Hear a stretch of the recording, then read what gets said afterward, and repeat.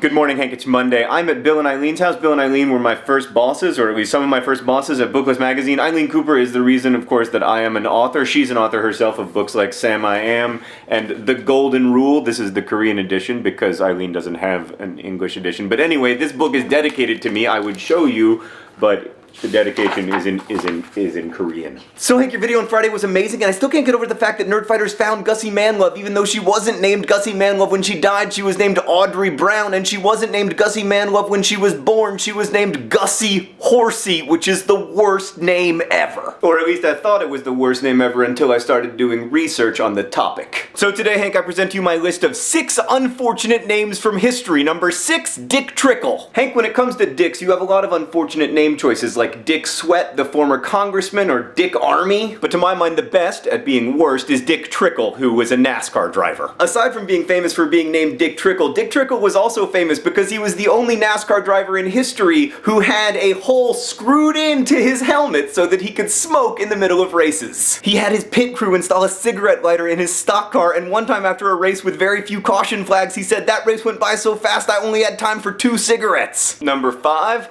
Ima Hogg, the daughter of Texas Governor Big Jim Hogg. Ima Hogg was known as the First Lady of Texas, probably because no one wants to be known as Ima Hogg. She was a great patron of the arts. She collected works by Picasso and Matisse, and she was a philanthropist, and she also has an honorary degree, meaning that technically her name is Dr. Ima Hogg. Number 4, Harry Baals. Hank, Harry Baals has been much in the news lately because there is a move by the city of Fort Wayne to name a building after their beloved former mayor, Harry Baals. His name really was Harry Baals, and he is a very beloved former mayor. Like, I hear all the time on talk radio in Indiana, people saying, you know, those East Coast people, they can tell us you can't name a building the Harry Baals Government Center. Well, what this town needs is more Harry Baals. Number 3, Shanda Lear, the daughter of the guy who founded the Learjet Corporation. Shanda Lear grew up to become a lead singer in swing bands. Number 2, Hymen Lipman, who was the first person to ever attach an eraser to a pencil. And number 1, CHRISP Bacon, a composer living in Los Angeles who writes music for movies. Like, he contributed music to such movies as Romeo and Juliet, Michael Clayton, I Am Legend, and Hank, he wrote the entire original score for the American classic Space Chimps. Also, just to reiterate, his name is Crispy Bacon. So Hank, it just goes to show you that merely having a horrible name like Crispy Bacon or Gussie Manlove doesn't mean that you can't go on to great things like